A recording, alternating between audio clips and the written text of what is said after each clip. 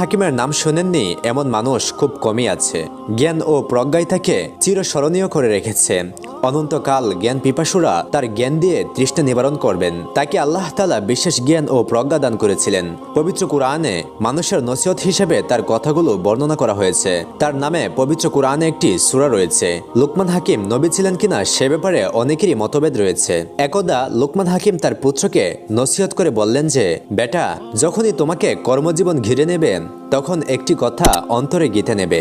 এ বিপদ তোমার নসিবে লেখা ছিল এবং এটি তোমার জন্য ভালো কিছু নিয়ে আসবে, যা আল্লাহ তাআলা কর্তৃক নির্ধারিত। সবসময় আল্লাহ তাআলার প্রশংসা করবে, কখনোই বলবে না যে এই মুসিবত কেন আমার উপরই পতিত হলো, এবং কখনোই মহান আল্লাহ তাআলার নাশকর করবে না। মনে রেখো, এর দ্বারাই হয়তো তোমার আরো কোনো বড় মুসিবত কেটে যাবে।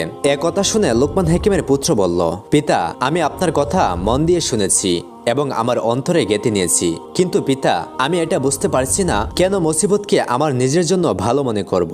আমার বোঝার শক্তি এখনো অতটা পোক্ত হয়নি এবং আমার ইলিম এখনো সম্পূর্ণ হয়নি। সে হিসেবে আমি এখন আপনার এই কথাটি মানতে নারাজ। পুত্রের কথা লুকমান হাকিম মন দিয়ে শুনলেন এবং বললেন, হে আমার পুত্র, মহান আল্লাহ তাআলা যুগে যুগে অনেক নবী রাসূল পাঠিয়েছেন আমাদের হেদায়েতের জন্য। আমাদের এই জামানাতেও মহান আল্লাহ তাআলা তার এক নবীকে পাঠিয়েছেন।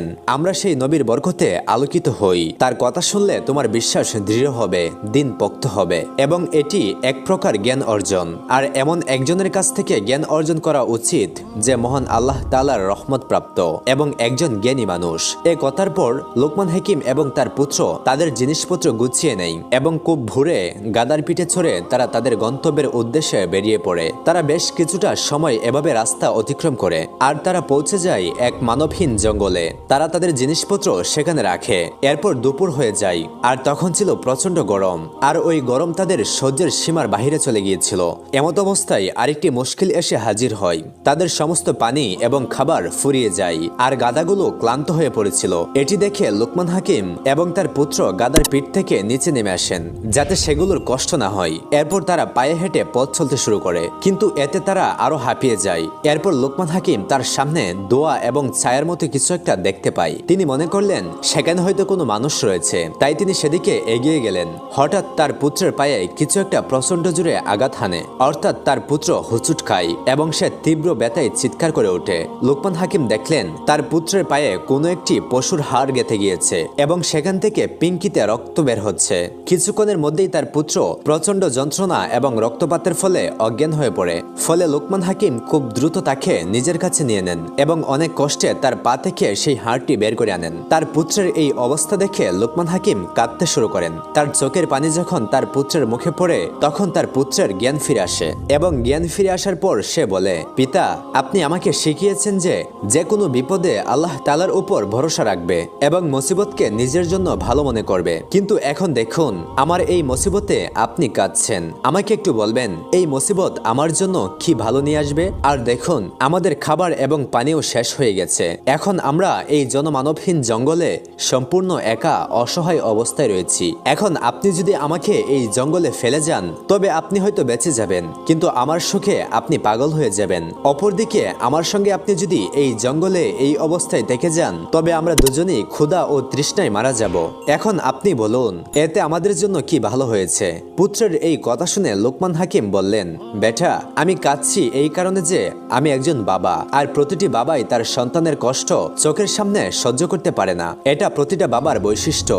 বেটা, এমন হতেই পারে যে তোমার ছোট এই মুসিবতের কারণে মহান আল্লাহ তাআলা আমাদের জীবন থেকে অনেক বড় কোনো মুসিবত সরিয়ে নেবেন। পুত্রের কথা শোনা অবস্থায় লুকমান হাকিম আবার সামনে তাকালেন এবং খেয়াল করলেন যে সেখানে কোনো ধোঁয়া বা কোনো ছায়া নেই। তিনি অবাক হলেন আর ভাবলেন, কিছুক্ষণ আগেই তো এখানে ধোঁয়া আর ছায়া দেখলাম, আর এখন সেগুলো কোথায় গেল? তিনি ভাবলেন, হয়তো আমার প্রতিপালক আমার জন্য কোনো সাহায্য পাঠাবেন। এই ভাবনার মাঝে তিনি খেয়াল করলেন তার সামনে দূর থেকে হাসি মুখে কেউ এগিয়ে আসছে এবং সে খুব দ্রুত তার সামনে আসে, একদম সামনে এসে আবার গায়েব হয়ে যায় এবং লুকমান হাকিমকে উদ্দেশ্য করে বলে, তোমার পুত্র এইমাত্র মহান আল্লাহ তাআলাকে নিয়ে কি বলেছিল?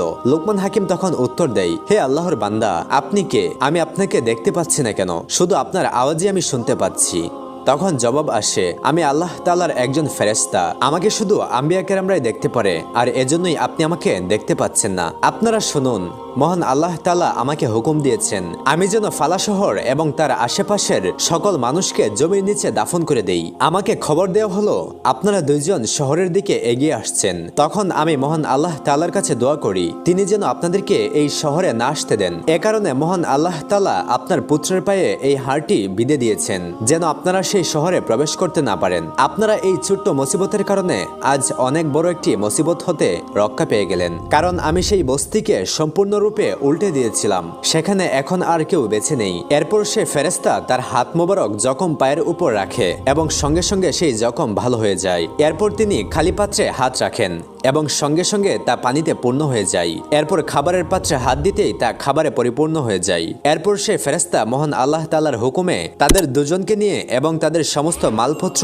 এবং গাদাকে নিয়ে উড়াল দেয়। ফলে চোখের পলকে লোকমান হাকিম তার পুত্রসহ নিজেকে তার ঘরে আবিষ্কার করেন। এভাবেই মহান আল্লাহ তাআলা লোকমান হাকিমের পুত্রের ঈমানকে শক্ত করেন। যদি সে ওই ধ্বংসপ্রাপ্ত শহরে আসতো তবে কি সে বেঁচে ফিরে আসতো? না, কখনোই আসতে পারতো না। মহান আল্লাহ তাআলার কাছে দোয়া করি তিনি আমাদের সমস্ত বিপদ থেকে রক্ষা করুন। আমিন।